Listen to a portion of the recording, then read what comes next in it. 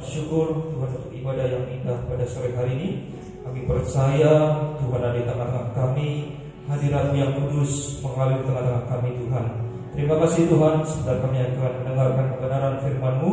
Urapi setiap hati kami Tuhan, agar setiap benih firman Tuhan yang ditaburkan boleh jatuh di tanah yang subur, sehingga boleh berakar, bertumbuh dan berbuah di dalam setiap kehidupan kami. Urapi juga hamba-Mu yang sangat kasih Tuhan untuk menyampaikan kebenaran firman-Mu. Biarlah setiap kata kalimat yang keluar dari lidah bibir hamba-Mu ini, Tuhan yang sertai, Tuhan yang teguhkan dengan tanda, kuasa dan mujizat, sehingga nama Tuhan boleh terus dipermuliakan. Kami bersatu hati menolak segala kuasa gelap, kuasa setan yang berusaha mencuri benih firman Tuhan. Kami patahkan, hancurkan di dalam nama Yesus. Kami doa mematahkan, menghancurkan setiap benteng-benteng pertahanan yang dibangun oleh kubu-kubu musuh, sehingga ketika benih firman Tuhan ditaburkan boleh memberkati dan mengubahkan setiap pribadi di tempat ini. Hamba doa, kuduskan, sucikan tempat ini dengan kuasa darah Yesus, dan pagari dengan pasukan malaikat surga, sehingga sekinah glory, kemuliaan surga yang boleh berkuasa atas tempat ini. Dalam nama Tuhan Yesus, kita yang siap sambut kebenaran firman Tuhan, sama-sama kita katakan amin. Amin. Haleluya. Silahkan duduk. Sudah duduk ya. Ya, puji Tuhan. Ya, shalom. Shalom. Apa kabarnya saudara pada sore hari ini? Luar biasa. Amin. Ada sukacita? Yang bersukacita mana suaranya dong? Katakan haleluya. Haleluya. Senang bisa berjumpa saudara. Ini adalah perdana saya ke tempat ini. Mungkin sedikit perkenalan ya Bapak Ibu ya. Ya, pepatah berkata tak kenal maka tak sayang. Ya, kalau udah kenal kapan disayangi? Ya, puji Tuhan. Nama saya Pastor Gunawan Chandra. Ya, saya salah seorang hamba Tuhan yang ditapiskan oleh Pendeta Pariaji ya. Mungkin sudah pernah dengar ya, Pak Pariaji itu di Jakarta. Sekarang dia udah meninggal. Nah, saya salah satu hamba Tuhan cekulan dari Pak Pariaji ya. Puji Tuhan. Ya, senang bisa berjumpa Bapak Ibu pada malam hari ini. Kita akan belajar satu tema saudara. Tema kita pada malam hari ini adalah penghalang mujizat. Temanya apa saudara? Penghalang mujizat. Saya percaya setiap kita yang datang pada hari ini semua rindu terima mujizat. Benar gak saudara? Ada yang hari ini sedang menantikan mujizat? Boleh berkata tangannya tinggi-tinggi? Ya, saya percaya semua orang Kristen pasti butuh yang namanya mujizat. Saudara percaya mujizat masih ada? Amin. Amin ya, puji Tuhan. Karena apa saudara? Karena ada banyak orang Kristen juga yang tidak percaya mujizat. Ada banyak gereja yang berkata mujizat sudah nggak ada, mujizat sudah berakhir. Tapi dengar baik-baik. Dari mimbar yang kudus ini sebagai hamba Tuhan saya mau katakan, mujizat masih ada. Yang percaya katakan haleluya. Haleluya. Berikan sorak-sorak yang berbagi nama Tuhan. Ya, puji Tuhan. Tapi ternyata saudara, Alkitab juga mencatat ada yang namanya penghalang mujizat. Nah, hari ini kita akan bahas ada beberapa penghalang yang menghalangi kita terima mujizat. Saya rindu ketika saudara tahu beberapa penghalang ini, saudara bereskan, pulang dari tempat ini, saudara terima mujizat yang besar. Yang percaya katakan amin. Amin. Ya, yang pertama mari kita buka dalam Yesaya pasal 1 ayat ke-15 sampai ayat ke-16. Yesaya pasal 1 ayat ke-15 sampai ayat ke-16. Ini menarik karena dari dua ayat ini kita bisa menemukan ada penghalang mujizat yang sangat berbahaya. Saudara sudah sampai di sana? Yang sudah sampai sana katakan amin. Amin. Bawa Alkitab? Ya. Bawa ya. Kita buka dalam Yesaya pasal 1 ayat ke-15. Kita baca dengan iman percaya kita. 1, 2, 3, ya silahkan. Apabila mengadakan tanganmu untuk berdoa, aku akan memalingkan mukaku. Bahkan sekalipun kamu berkali-kali berdoa, aku tidak akan mendengarkannya, sebab tanganmu penuh dengan darah. Ayat ke-16. Basuhlah, bersihkanlah dirimu, jauhkanlah perbuatan-perbuatanmu yang jahat dari depan mataku. Berhentilah berbuat jahat. Ya, cukup ya. Ya, Alkitab katakan di ayat ke-15, apabila kamu menadahkan tanganmu untuk apa saudara? berdoa. Artinya kita minta mujizat Tuhan, artinya kita minta pertolongan Tuhan, ya. Tapi yang menarik saudara, Alkitab mencatat Tuhan akan memalingkanmu mukanya. Ini ngeri sekali nggak saudara? Ngeri. Banyak nggak di antara saudara begitu? Ketika doa Tuhan memalingkan mukanya. Doa saya di sini nggak ada amin. Amin. Di Tegal nggak ada, di Pemalang banyak. Kalau saya khotbah di Pemalang, saya bilang di Pemalang nggak ada, di Tegal banyak. Dibolak-balik aja ya. Alkitab katakan Tuhan akan memalingkan mukanya, bahkan sekalipun kita berkali-kali berdoa. Ini harus kita pelajari. Apa sih yang menyebabkan Tuhan tidak menjawab doa kita? Apa sih yang menyebabkan kita tidak mendapatkan mujizat? Ternyata Alkitab mencatat di ayat 15 bagian B, aku tidak akan mendengarkannya. Tuhan tidak akan mendengarkannya sebab tanganmu penuh dengan apa saudara? Darah. Tangan penuh dengan darah berbicara mengenai apa saudara? Berbicara mengenai tangan kita yang masih suka berbuat dosa saudara. Makanya di ayat 16 firman Tuhan katakan, basuhlah, bersihkanlah dirimu, jauhkanlah perbuatan-perbuatanmu yang jahat dari depan mataku, berhentilah berbuat jahat. Ternyata Alkitab catat ada yang namanya penghalang mujizat yang pertama, yaitu adalah dosa. Katakan bersama saya, dosa. Dosa ya. Jadi dosa seringkali menghalang kita untuk terima jawaban doa. Makanya Alkitab katakan basuh, bersihkanlah dirimu. Itu berbicara mengenai apa saudara? Berbicara mengenai pertobatan. Amin.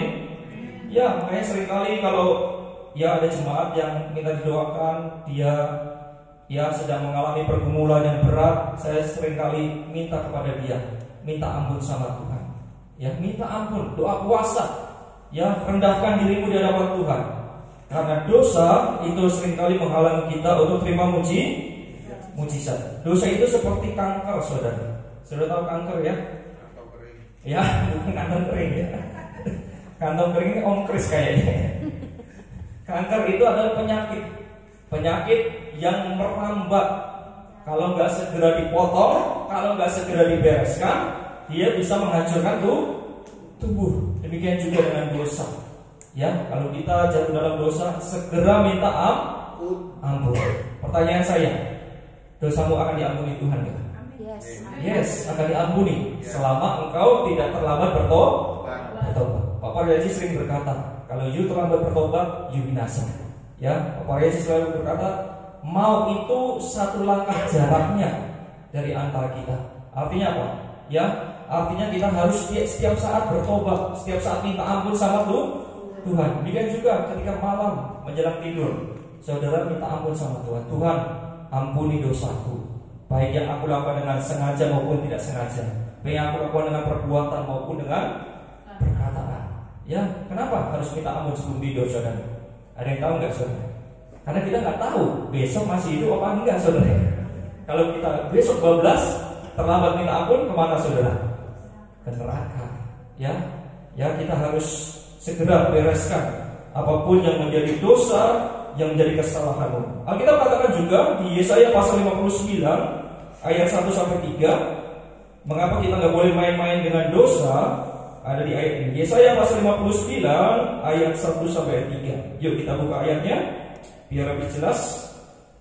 Ya, judul perikopnya, dosa adalah penghambat keselamatan. Kita baca dari ayat 1 sampai 3. Ya, silakan. 1, 2, 3, silakan.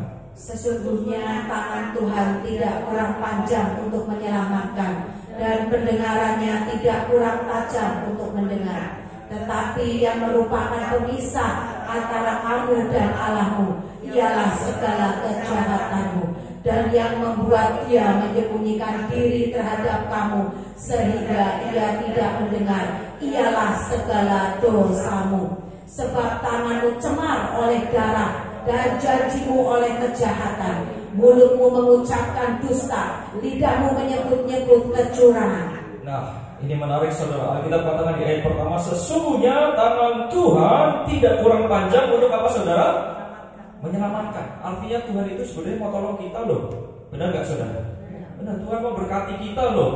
Tuhan mau kasih kita mujizat. Ya, sesungguhnya tangan Tuhan tidak kurang panjang untuk menyelamatkan. Dan yang menarik kalimat selanjutnya, dan pendengarannya tidak kurang tajam untuk apa, saudara?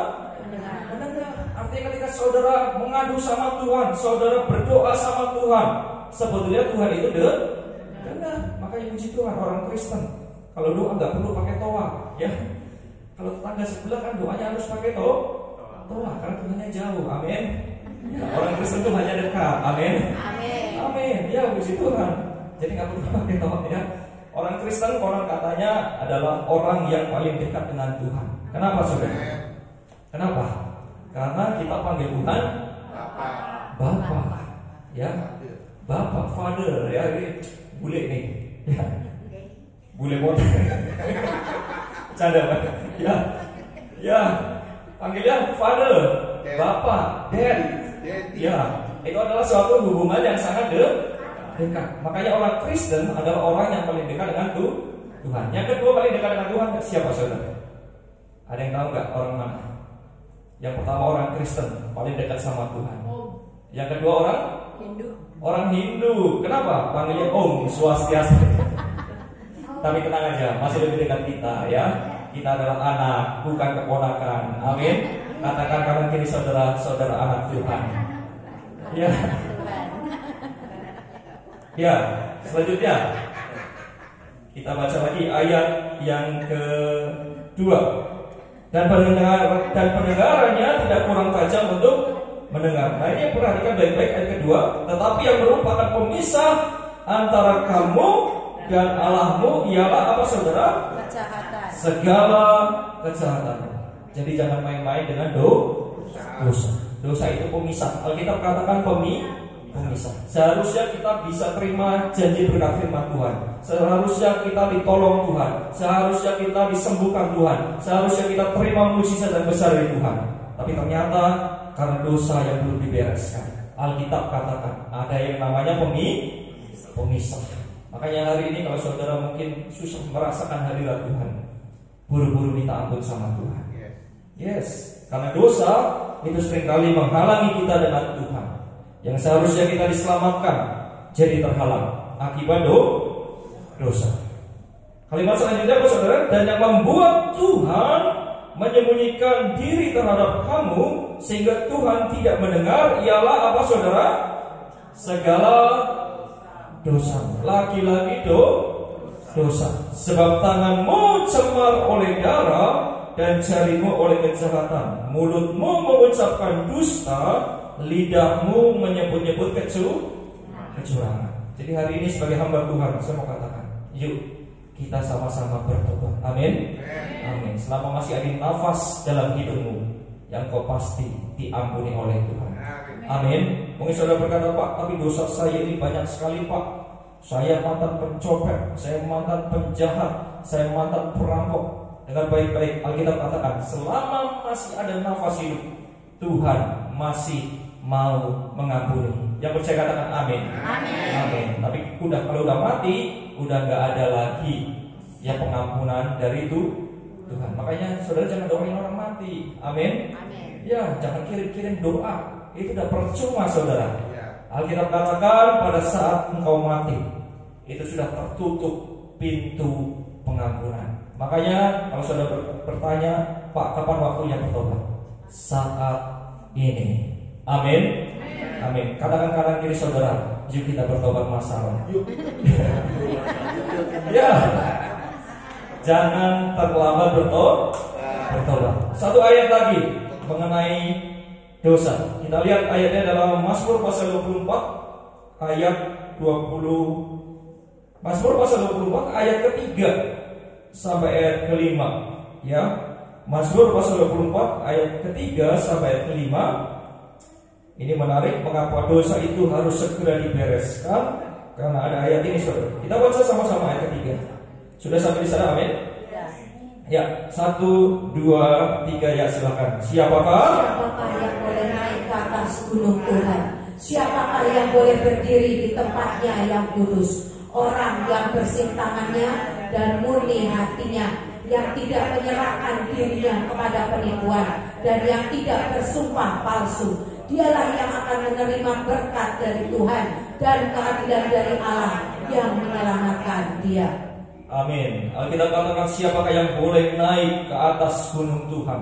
Siapakah yang boleh berdiri di tempatnya yang kudus? Artinya apa? Siapakah orang yang layak diberkati Tuhan? Siapakah orang yang layak ditolong Tuhan? Siapakah orang yang layak diselamatkan oleh Tuhan? Alkitab katakan di ayat keempat, orang yang bersih tangannya dan murni hatinya, yang tidak menyerahkan dirinya kepada penipuan dan yang tidak bersumpah palsu. Yang menarik, Alkitab katakan di ayat kelima, dialah yang akan menerima berkat dari Tuhan dan keadilan dari Allah yang menyelamatkan dia. Makanya orang yang menguduskan diri itu pasti dikejar-kejar berkat.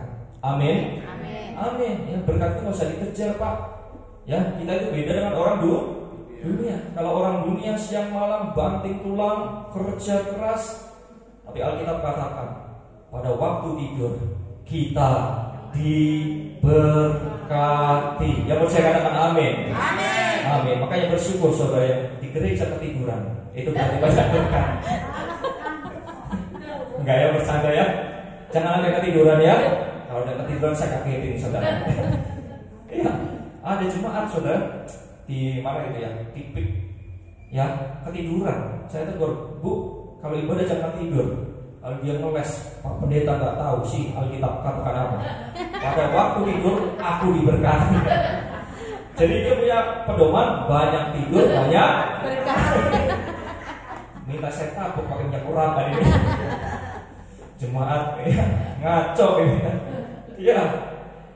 Jadi yang pertama, kalau saudara mau terima mujizat, yang segera bereskan yang namanya dosa. Ya, agar doa-doa kita tidak terhalang dan mujizat Tuhan segera dinyatakan dalam hidup kita. Yang kedua, kita akan lihat apa sih penghalang dari mujizat.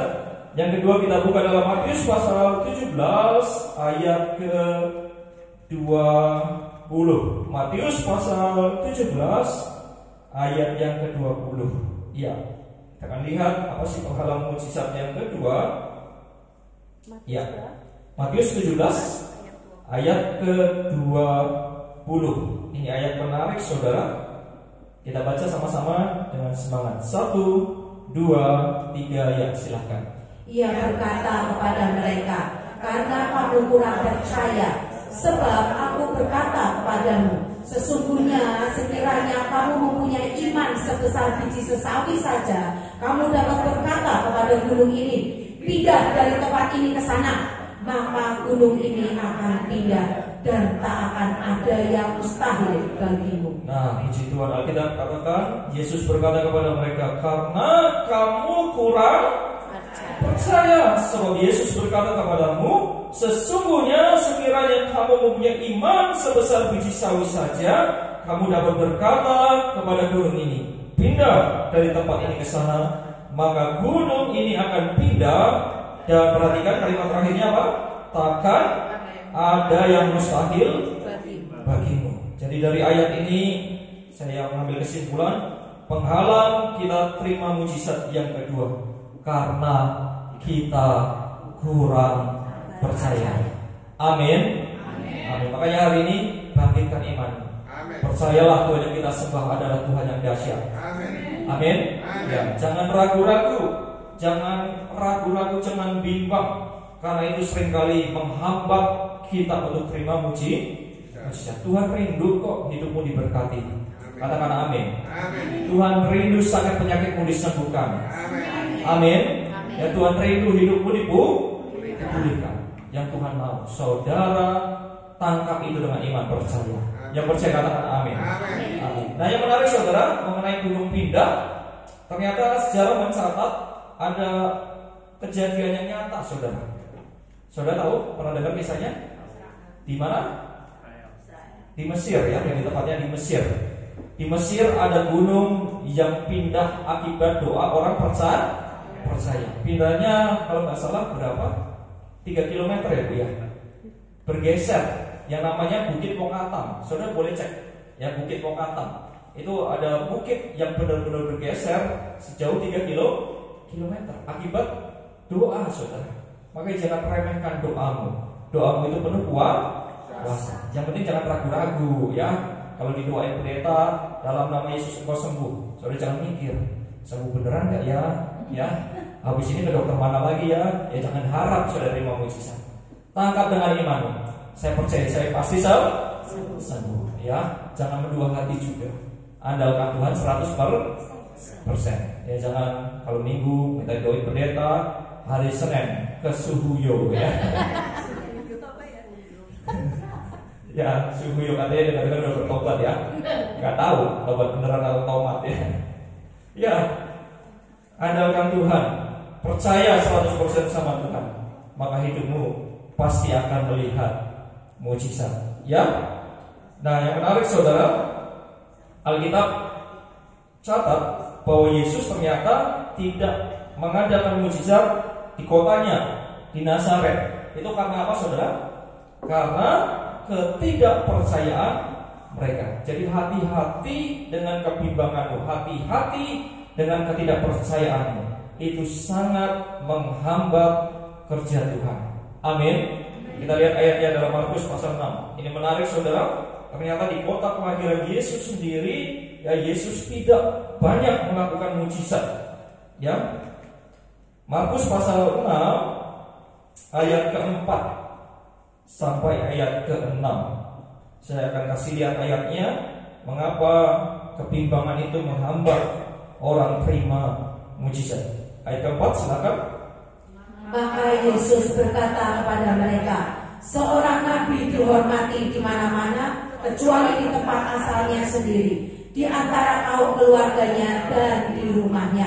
Ia tidak dapat mengadakan satu mujizat pun di sana, kecuali menyembuhkan beberapa orang sakit dengan meletakkan tangannya atas mereka. Ia merasa heran atas ketidakpercayaan mereka. Lalu Yesus berjalan berkeliling dari desa ke desa sambil mengajar. Nah, ini menarik saudara. Yesus berkata kepada mereka, seorang nabi dihormati di mana-mana kecuali di tempat asalnya sendiri, di antara kaum keluarganya dan di rumahnya. Perhatikan ayat kelima, Yesus tidak dapat mengadakan satu mujizat pun di sana kecuali menyembuhkan beberapa orang sakit dan meletakkan tangannya atas mereka. Yesus merasa heran atas apa saudara? Ketidakpercayaan mereka.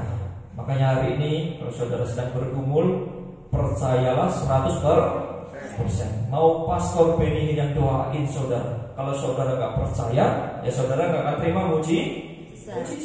Tapi anak sekolah minggu yang doain saudara, kalau saudara percaya, mujizat pasti terjadi. Yang percaya katakan amin. Amin. Berikan sorak-sorai yang bagi nama Tuhan. Ya, puji Tuhan. Tuhan Yesus baik, amin. Amin ya. Yang kedua, penghalang kita terima mujizat karena tidak percaya. Yang ketiga, ini yang penting saudara. Apa sih penghalang orang terima mujizat? Yang ketiga, Yakobus pasal 4 ayat ke-6. Yakobus pasal 4 ayat ke-6. Yakobus pasal 4 ayat yang ke-6. Ya, kita akan lihat apa sih penghalang orang terima mujizat yang ketiga. Ya, ada di ayat ini. 1, 2, 3 silakan. Tetapi kasih karunia yang dianugerahkannya kepada kita lebih besar daripada itu. Karena itu ia katakan, Allah menentang orang yang congkak, tetapi mengasihani orang yang rendah hati. Ya, kita katakan tetapi kasih karunia yang dianugerahkannya kepada kita lebih besar daripada itu. Karena itu Yesus katakan Allah menentang orang yang congkak, tetapi mengasihani orang yang rendah hati. Saudara tahu congkak? Sombong. Ya, kalau saudara masih sombong, maaf ya, masih petantang petenteng di hadapan Tuhan, nggak mau merendahkan diri, jangan harap terima mujizat. Kalau saudara mau terima mujizat, ya rendahkan diri dong. Amin.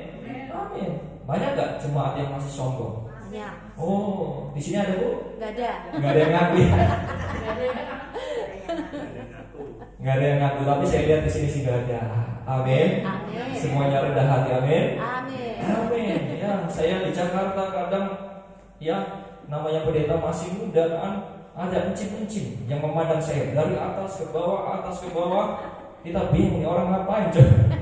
Ternyata dia masih ragu, ini pendeta apa bukan sih? Masih bocah katanya. Ya ini resiko ya, resiko orang muda sudah naik ibadah. Amin, amin ya. Jadi yang ketiga, kalau saudara mau lihat mujizat, rendahkan hatimu. Ya, kalau saudara sombong, lawan saudara itu Tuhan. Dan jangan harap saudara menang lawan Tuhan. Amin, amin. Apa sih yang perlu kita sombongkan dalam hidup ini? Ya, saya lihat banyak pelayan Tuhan di Jakarta, saudara. Dia itu direktur, saudara. Di kantornya direktur, tapi ketika hari Minggu dia nyapu gereja, dia ngepel gereja, dia salami jemaat satu persatu, rendah hati. Makanya saya gak heran dia semakin diberkati Tuhan. Amin, amin. Karena Tuhan suka orang yang rendah hati. Kalau orang ini sombong, Tuhan enak. Katakan bersama saya, enak. Bukan cuma lu yang enak, gua juga enak. Iya, saya kalau ketemu orang sombong itu enak banget. Ini orang ngapain? Coba bertatang berkaitan di rumah Tuhan, ya kan nggak boleh gitu kan? Kita harus menghormati hadirat Tuhan, ya tunduk kepada hadirat Tuhan, karena Tuhan menyayangi orang yang rendah hati. Amin, amin ya.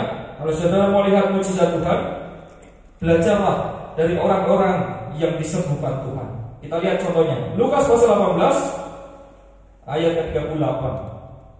Ya, kita akan belajar merendahkan diri kalau saudara butuh mujizat. Lukas pasal 18 ayat 38. Ya. Yang sudah sampai sana katakan amin. Amin. Amin ya. Kita lihat ayat yang dari 35 aja deh. 35 sampai ayat ke-40 biar lebih jelas. Silakan. Waktu Yesus hampir tiba di Yeriko, ada seorang buta yang duduk di pinggir jalan dan mengemis. Waktu orang itu mendengar orang banyak lewat, ia berkata, "Apa itu?" Kata orang kepadanya, "Yesus orang Nazaret lewat." Lalu ia berseru, "Yesus anak Daud, kasihanilah aku." Maka mereka yang berjalan di depan menegur dia supaya ia diam. Namun semakin keras dia berseru, "Anak Daud, kasihanilah aku." Lalu Yesus berhenti dan menyuruh membawa orang itu kepadanya. Dan ketika ia telah berada di dekatnya, Yesus bertanya kepadanya. Ya, lanjut ayat 41 sampai 42 biar gak kepotong. "Apa yang kau kehendaki supaya aku perbuat bagimu?" Jawab orang itu, "Tuhan, supaya aku dapat melihat." Lalu kata Yesus kepadanya, "Melihatlah engkau, imanmu telah menyelamatkan engkau." Nah, pertanyaan saya, pada saat itu kan orang yang mengikuti Yesus itu banyak. Apa yang menyebabkan hati Tuhan tergerak kepada orang ini? Ada yang tahu nggak, saudara? Kenapa sih ya orang ini yang dipilih untuk disembuhkan Tuhan? Kira-kira apa yang menggerakkan hati Tuhan? Semakin keras berteriak. Iman. Lalu apa lagi? Semakin keras teriaknya. Nah, itu keras teriaknya. Yesus anak Daud, kasihanilah aku. Ini adalah bentuk kerendahan hati. Makanya kalau saudara mau lihat mujizat, rendahkan dirimu di hadapan Tuhan. Amin. Amin. Karena kerendahan hatimu itu menarik belas kasihan Tuhan. Jangan sombong di hadapan Tuhan. Ada nggak orang Kristen yang sombong? Ada. Contohnya gini. Banyak ya. Di mana, Pak? Di mana? Oh, di Pemalang. Ini kayaknya kepahitan sama cuma Pemalang. Enggak ya? Curhat colongan ya. Iya. Ada nggak contohnya orang Kristen yang sombong? Ada. Contohnya gini, "Tuhan, berikan aku mujizat, Tuhan, sembuhkan sakit penyakitku. Tolong aku, Tuhan." Kalau Tuhan gak tolong, turun aja, jangan jadi Tuhan. Itu adalah sikap hati yang sombong. Kira-kira ditangking nggak sama Tuhan orang maksudnya? Bukan ditangking lagi, dilepehin. Kenapa? Sombong. Ya, marilah belajar seperti orang yang disembuhkan Tuhan ini. Katakan kepada Tuhan, "Tuhan, kasihanilah aku. Aku lemah. Aku gak kuat tanpa Tuhan. Aku gak bisa tanpa Tuhan." Saya percaya kerendahan hati itulah yang membuat Tuhan bergerak menolong kita. Yang percaya katakan amin. Amin. Katakan aku nggak mampu Tuhan. Ya, aku nggak mampu, aku nggak bisa tanpa Tuhan. Ya, jangan andalkan kekuatanmu. Kekuatanmu itu terbatas. Koneksimu terbatas. Kenalanmu bisa meninggalkanmu nggak, saudara? Bisa. Namanya orang itu bisa berubah. Hanya Yesus yang tidak pernah bisa berubah. Makanya saudara jangan andalin orang. Amin. Katakan bersama saya, jangan andalin orang. Ya, karena orang bisa mengecewakan. Andalkan Tuhan, maka engkau tidak akan pernah bisa kecewa. Ya, orang bisa berubah. Tergantung apa, saudara? Tergantung tanggal. Ya, kalau tanggal muda habis gajian, baik diajakin makan ke mana? Keria Ya, kopi tiam. Giliran tanggal tua dihubungi susah, saudara. Ngilang, saudara. Kenapa? Dompet tipis. Ya, makanya jangan andalkan manusia, andalkan Tuhan saja. Yang percaya katakan amin. Amin ya. Kita lihat ayat selanjutnya, 1 Petrus pasal 5 ayat ke-6. 1 Petrus pasal 5 ayat ke-6. Karena kesombongan itu menghalangi kita terima mujizat. 1 Petrus pasal 5 ayat ke-6. Ya, silakan. Karena itu rendahkanlah dirimu di bawah tangan Tuhan yang kuat, supaya kamu ditinggikannya pada waktunya. Nah, kita katakan karena itu rendahkanlah dirimu di bawah tangan Tuhan yang kuat, supaya kamu ditinggikannya pada waktunya. Tuhan itu senang, Tuhan itu hobi sama orang yang rendah hati. Makanya kalau saudara mau disayang Tuhan, rendah hatilah di hadapan Tuhan. Amin. Amin ya. Yang ketiga, menghalang kita terima mujizat, yaitu adalah sikap hati yang sombong, merasa mampu tanpa Tuhan, tidak rendah hati. Yang keempat, ini yang menarik, 1 Korintus pasal 2 ayat ke-9. Saya revisi lagi biar gak lupa. Penghalang kita terima mujizat yang pertama adalah dosa yang belum dibereskan. Yang kedua, karena kurang percaya, bimbang, tidak memiliki iman. Yang ketiga, karena sombong, tidak rendah hati. Yang keempat ada di ayat ini, 1 Korintus pasal 2 ayat yang ke-9. 1 Korintus pasal 2 ayat yang ke-9. Ya, silakan. Tetapi seperti ada tertulis, apa yang tidak pernah dilihat oleh mata, dan tidak pernah didengar oleh telinga, dan yang tidak pernah timbul di dalam hati manusia, semua yang disediakan Allah untuk mereka yang mengasihi Dia. Amin.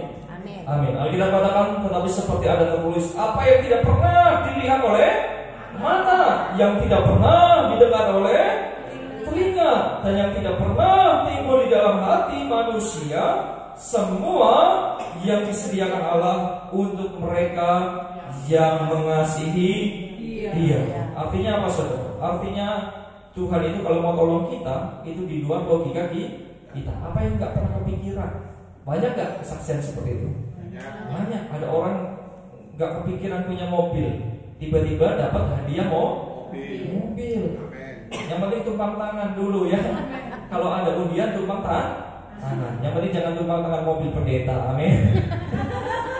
Saya pernah loh Pak, dulu waktu di Jakarta pulang dari gereja, mobil saya kan di depan. Ada jemaat tumpang tangan pakai minyak urapan. Dia doanya gini, dalam nama Yesus, apa yang terikat di bumi terikat di surga. Mobil ini jadi milik saya. Waduh, saya ngeri dong. Saya nggak mau kalah, saya ambil minyak urapan juga. Cipratin saya doa, dalam nama Yesus, roh-roh perampasan dipatahkan. Mau tumpang tangan boleh, lihat-lihat ya, jangan mobil pendeta lah ya. Mobil lain masih ada. Ya, punya iman. Ya, karena Tuhan kita adalah Tuhan yang hebat. Ya, jangan batasi Tuhan dengan logika kita. Ya mungkin saudara berkata, Pak, gimana saya bisa sukses Pak? Modal aja nggak ada Pak. Ya, Tuhan kita bekerja di luar logika. Berapa modalmu selama engkau disertai Tuhan? Tuhan akan menjadikan kau berhasil. Yang percaya katakan amin. Amin. Berikan sorak-sorai yang mudah bagi nama Tuhan. Ya, Tuhan kita bekerja di luar logika. Mungkin saudara pernah baca kisah Yesus kasih makan Berapa ribu orang? 5.000 orang laki-laki ya. Ingat ya, 5.000 orang itu laki-laki. Kalau sama istrinya, sama anak-anaknya mungkin lebih dari 15.000 orang. Dengan catatan istrinya satu ya. Istrinya gue banyak lagi. Ya, tapi nggak boleh saudara. Amin. Ya, orang Kristen nggak boleh istri loro, bojo loro, orang entok ya. Bahasa Ibrani itu ya. Ya, jangan istri dua, satu aja nggak habis-habis. Benar ya Bu ya? Iya. Ya, lebih dari 15.000 orang. Modalnya berapa saudara? Ada yang tahu gak? Modalnya Yesus kasih makan 5 roti 2 ikan. Ada yang ahli hitung-hitungan di sini? Boleh bantu saya hitung? Gimana caranya kasih makan 5.000 orang laki-laki? Modalnya 5 roti 2 ikan. Ciriak. Ini apa? Restoran. Bisa nggak? Ya, nggak bisa kan? Artinya apa? Tuhan kita kerjanya di luar logika. Jangan batasi kuasa Tuhan dengan otak kita yang sekecil ini. Yang ngomong otak kita sebesar apa? Katanya sekepal, segenggam, ya, kecil. Nggak akan bisa memahami kuasa Tuhan yang seluas itu. Amin. Amin. Belum lagi yang otak udang ya. Sudah tahu otak udang? Kecil banget ya. Kan ada kan istilahnya dasar otak udang ya. Ini dia ngomong ya, bukan saya ya. Ya, otak manusia yang sekecil ini gak akan bisa memahami kuasa Tuhan yang seluas itu. Makanya kalau sudah melihat mujizat, jangan pernah batasi kuasa Tuhan. Amin. Amin. Kita katakan tadi, apa yang tidak pernah kita lihat, apa yang tidak pernah kita dengar, apa yang tidak pernah kepikiran, itulah yang Tuhan sediakan. Yang percaya katakan amin. Amin. Saudara siap membuka hati untuk kuasa Tuhan? Amin. Amin. Jangan gunakan logika. Ya memang logika itu penting, tapi ketika berurusan dengan Tuhan, gunakan yang namanya iman. Ya, kalau saudara melihat dengan mata jasmanimu, mungkin saudara berkata, Pak, kayaknya saya nggak mungkin dipulihkan. Hei, dengar baik-baik, gunakan mata iman. Tuhan yang kau sembah adalah Tuhan yang dahsyat. Amin. Amin ya. Tuhan yang kau sembah adalah Tuhan yang luar biasa. Di luar logikamu, Dia sanggup adakan mujizat. Yang percaya katakan amin. Amin. Berikan sorak-sorai yang bagi nama Tuhan. Ya, yang keempat, bakalan kita terima mujizat terlalu menggunakan logika. Nah, ini yang menarik saudara. Yang kelima, apa sih yang seringkali menghalangi kita terima mujizat? Yang kelima, ya kita baca sama-sama yuk. Ini yang terakhir ya. Sudah jam berapa ini?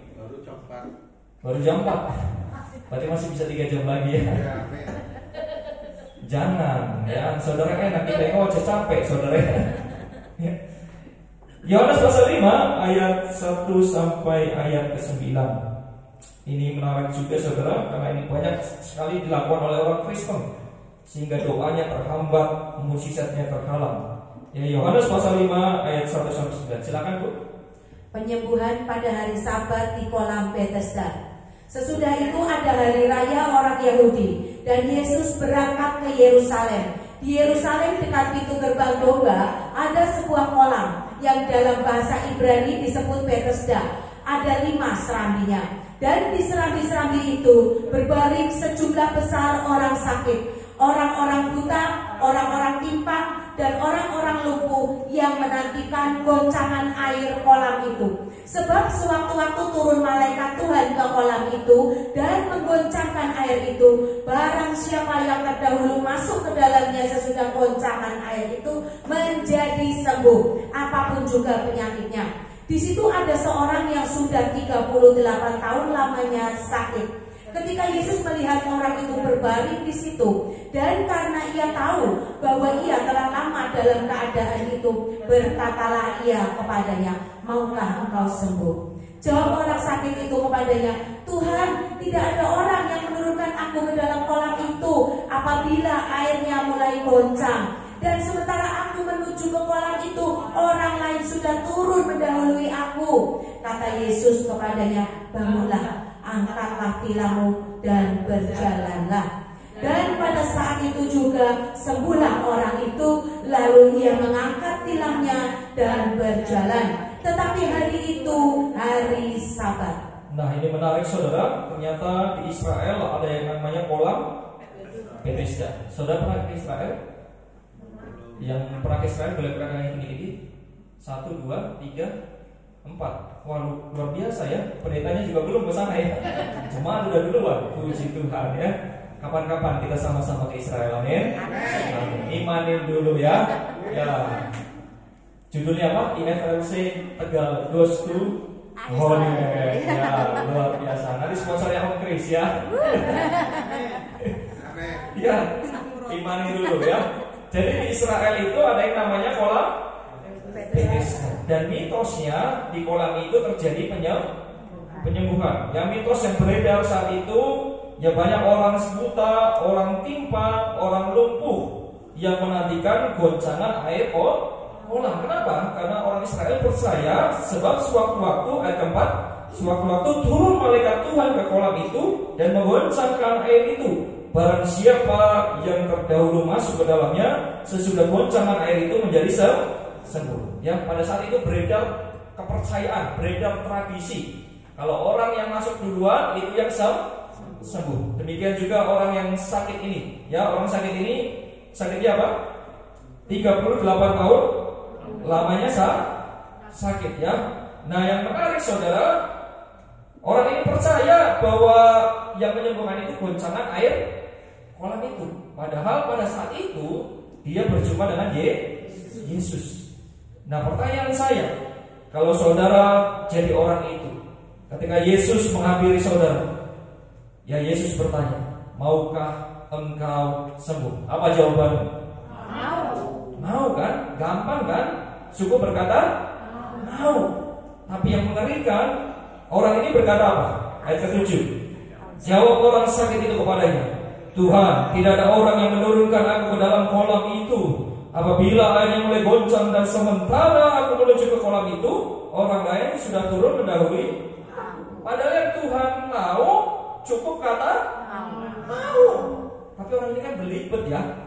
Padahal yang dia jumpai adalah Tuhan. Gak perlulah cara-cara yang begituan. Amin. Amin. Ya, untung Yesus sabar. Kalau saya jadi Yesus, saya berkata, ribet lu ya, mau sembuh kan lu? Ya, orang ini belibet, minta inilah, minta itulah, terlalu ngatur Tuhan. Amin. Terlalu ngatur cara kerja Tuhan. Padahal yang Tuhan mau, cukup kata mau. Berapa banyak orang Kristen hari-hari ini sama seperti orang itu, terlalu ngatur cara mujizat, cara kerja mujizat Tuhan. Pak, saya percaya saya disembuhkan kalau melalui inilah, ditumpang tangan inilah, ditumpang tangan itu. Dengar baik-baik, cara kerja Tuhan itu gak ribet. Amin. Kalau engkau percaya, siapapun yang doakan engkau pasti sembuh. Yang percaya katakan amin. Amin. Ya, jangan ngaturlah cara kerja Tuhan. Tuhan sanggup gunakan 1001 cara. Yang percaya katakan haleluya. Amin. Amin ya. Karena yang terlalu ngatur cara kerja Tuhan itu seringkali juga menghalangi kita untuk terima mujizat. Yang keenam, yang terakhir, penghalang mujizat, ya, karena memang belum waktunya Tuhan. Yang keenam apa saudara? Karena memang belum waktunya Tuhan. Kita Pengkhotbah berkata, Tuhan membuat segala sesuatu indah pada waktunya.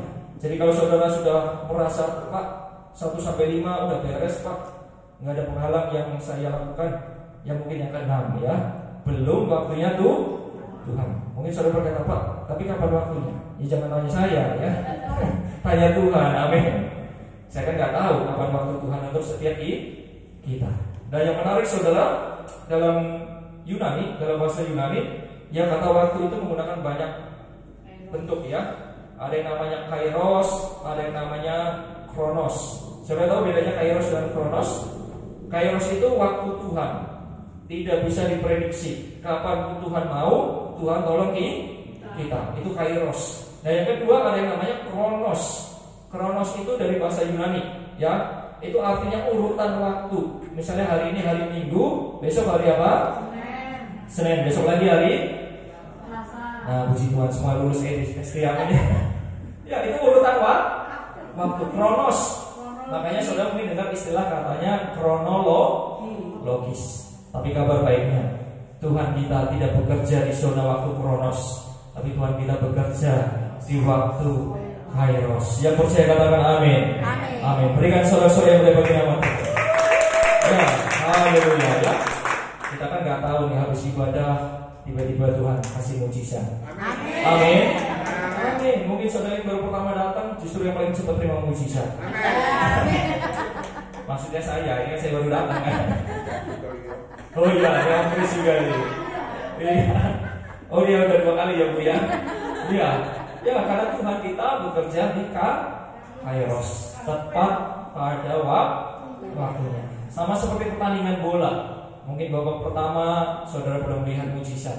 Babak kedua juga belum melihat mujizat. Mungkin saudara mulai komplain sama Tuhan. Tuhan, kapan sih waktunya? Ini udah mau habis nih waktunya. Tapi dengar baik-baik.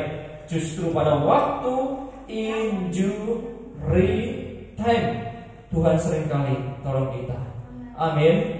Amin. Ya sepanjang saya ikut Tuhan, saya sering menyaksikan pertolongan Tuhan itu mepet-mepet. Ya, Tuhan itu sukanya kasih kita surprise, sukanya bikin kita deg-degan. Amin. Ngalamin ya Pak ya, ngalamin Bu ya. Ya kalau jatuh tempo masih lama, mana ini transferan ya? Gak kelihatan. Tapi giliran udah dekat. Puji Tuhan, tepat pada waktunya. Tiba-tiba main BCA berbunyi ya. Ya puji Tuhan, Tuhan tolong kita tepat pada waktunya. Gak pernah kecepatan, tapi juga gak pernah terlambat. Makanya tugas kita hanya setia menantikan mujizat Tuhan. Tuhan tahu yang terbaik dalam hidup kita. Yang percaya katakan amin. Amin. Saudara diberkati sampai di sini, amin. Amin. Yang diberkati boleh angkat tangannya tinggi-tinggi. Kita berikan sorak-sorai yang boleh nama Tuhan. Ya. Saudara belajar banyak pada hari ini. Ada berapa penghalang mujizat? 6. Yang diberkati boleh angkat tangannya sekali lagi. Nah, yang katakan saya mau tanya ya. Yang pertama apa? Ada ujiannya saudara ya. Yang kedua apa? Yang ketiga apa? Sombong. Yang keempat? Saudara lupa, saya ikutan lupa ya. Lihat contekan dulu dah. Yang keempat apa ya? Yang keempat? Terlalu menggunakan logika. Ya, yang kelima? Nah, jangan mengatur cara kerja Tuhan. Yang keenam, karena memang belum waktunya. Puji Tuhan. Jemaatnya FFC semuanya siap ke surga. Amin. Amin. Yang siap ke surga, ramekan tangannya tinggi-tinggi. Yang mau duluan, tetap ramekan tangannya. Saudara percaya rumahnya di surga udah jadi, amin. Yang percaya rumahnya udah jadi, angkat dengan iman. Saya doakan cepat serah terima. Jujur kalau rumah saya kayaknya belum jadi Pak ya. Belum jadi ya, lagi direnovasi. Udah mau lantai 1, dibongkar lagi sama Tuhan. Kenapa? Digedein maksudnya. Soalnya kalau udah jadi ngeri saya. Jadi kalau saya mau duluan monggo lah, silakan ya. Pendetanya ngalah lah ya Bu ya. Kayak punya Pak Kris udah jadi nih Pak. Belum. Gimana sih Pak? Katanya siap ke surga. Oh gitu, aduh, berarti panjang umur ya. Puji Tuhan, melihat cucu dari anak cucunya, amin. Amin ya, doa saya kita semuanya panjang umur, amin. Amin. Berkumpul di bumi, berkumpul dalam kerajaan surga. Yang percaya katakan haleluya. Haleluya. Siapa nanti kita akan sembah Tuhan. Saya udah sudah bagi berdiri, kita akan sembah Dia dalam roh dan kebenaran. Ya, kita akan nyanyikan membuat mujizat, ya. Siapa nanti kita akan terima yang terbaik dari kerajaan surga. Doa saja kita semuanya diberkati Tuhan, kita semuanya dijamah Tuhan, kita semuanya terima api yang baru. Terima kasih Tuhan. Ya, silakan bantu saya ini. Di dalam kelemahanku, katakan sempurna ya Tuhan. Sempurna kuasa-Mu, hebatnya tantanganku, lebih hebat Tuhanku, ku berserah kepadamu. Lebih lagi dari awal katakan.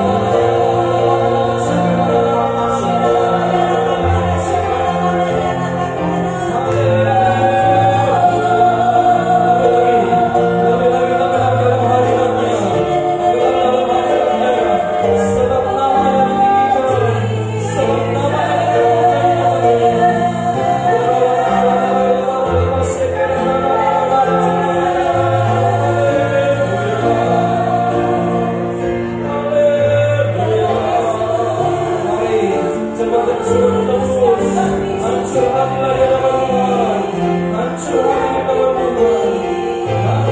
Haleluya.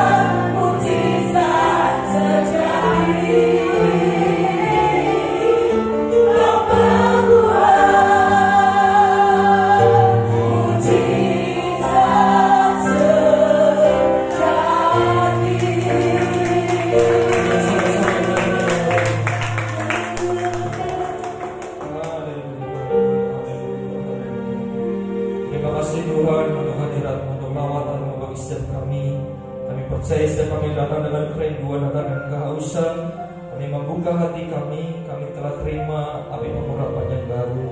Terima kasih Tuhan, jangan pernah tinggalkan kami, sebab di luar pengurapan-Mu kami tidak dapat berbuat apa-apa.